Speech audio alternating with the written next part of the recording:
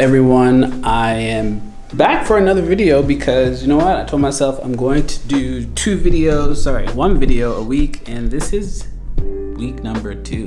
So I'm feeling really proud. I also went for a run. She wanna see the Forbes like I wanna see her form. Tell me what you for, yeah. Hey, you pay me what I'm owed, yeah. Yeah, all this money on me. Yeah, cash rolls all around me. People ask what's the hardest part about running in the morning. I think it's just getting up, to be honest.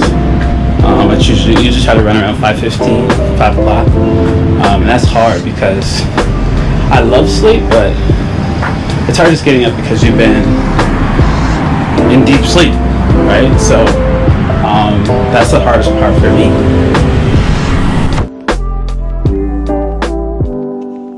Now, in this video, I kind of want to just share a little bit of update about the writing process. The writing process right now for me continues to be slow, which I love, I enjoy. I'm in no rush to publish. I'm in no rush to get things finished. I'm enjoying the process with my editor, and it's been slow. We've been working on sentences, words, structure, and I love it. I absolutely love it. Other than that, this week I've also started thinking about a middle grade novel. Not gonna say anything about that because I have no idea what I'm doing. We'll see what happens. But I really wanted to address the idea of me leaving the classroom. A lot of people have asked, like, why did you leave the classroom? Why are you not teaching? And a lot of people jump directly to the writing, which is very, very fair. The writing is a very important piece to why I left the classroom, but it's not all of it. I think the main thing for me was that I wanted to scare myself a little bit, and I wanted to feel a little bit uncomfortable.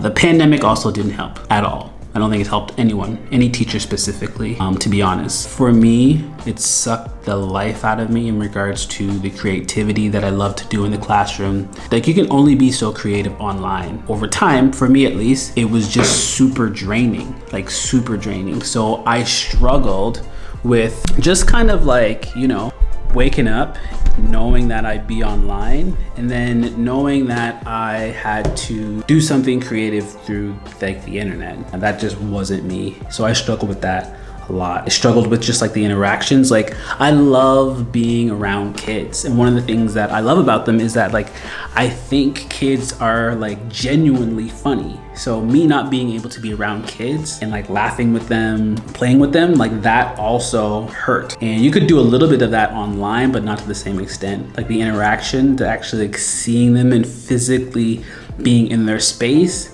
like it's just different. Like all teachers who have been in the classroom, like you get that, you totally understand what I'm saying. And it was just really hard for me.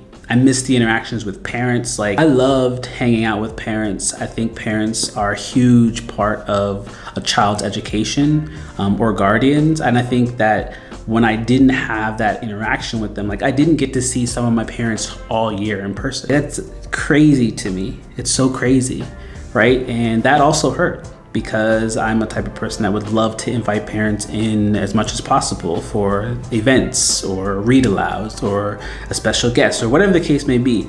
And I wasn't able to do that. So that was another, I didn't really miss the adults, to be honest. Like, I had some amazing educators in my life that have influenced me and the work that I've done. And to this day, they still do the same thing, but I didn't miss them for a variety of reasons. It's just I'm not an adult person. I love being around kids more than I like being around adults. If I can be completely honest with you, anyone out there who is listening does not know who I am. I've taught at international schools my entire life, so for 8 years.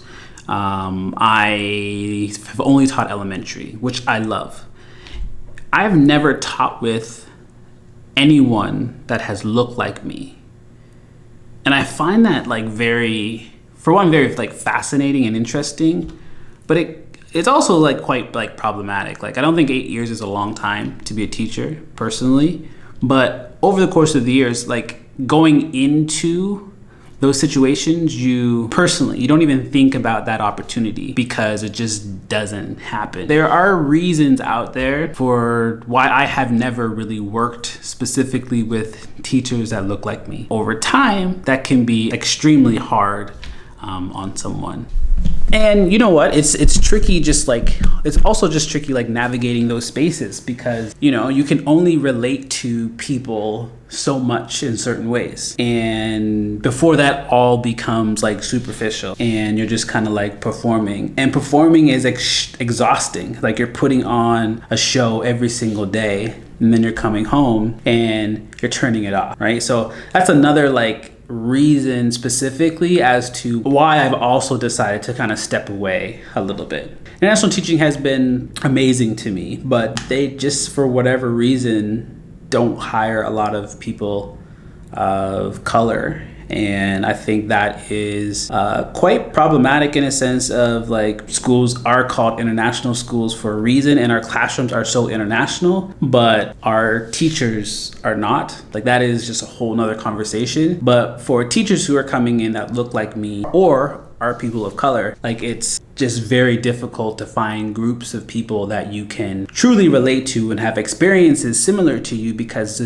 they're just not out there. I'm not sure if that made complete sense, but I think that is definitely a conversation that I would love to continue to have on this channel. Also, going back to the opportunity, I wanted to be a writer my entire life, so that was a huge opportunity for me where I could also go outside my comfort zone a little bit and be scared. Like I remember first going in the classroom and I was extremely scared, like no idea what to do, where to start. And I'm kind of getting those feelings back again. And it's scary, like very scary, but really, really exciting at the same time.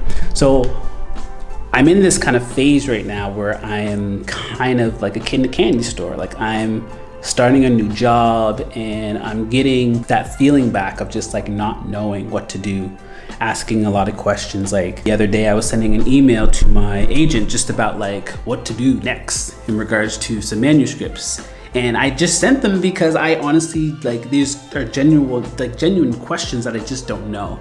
And I love being in that kind of phase in life because it continues to help me personally grow. And that's kind of what I want to do, not just like professionally now as a writer, but I also want to grow more as a person. So when I have the time to be able to jump out of something, try something new, I feel like it's also going to help me grow as a person. I do feel like that experience right now is doing that. So the new challenge and the new opportunity of writing obviously has also been a huge part of why I have left the classroom. I do miss it. I got a chance to actually speak to one of my admin via Zoom, which was awesome.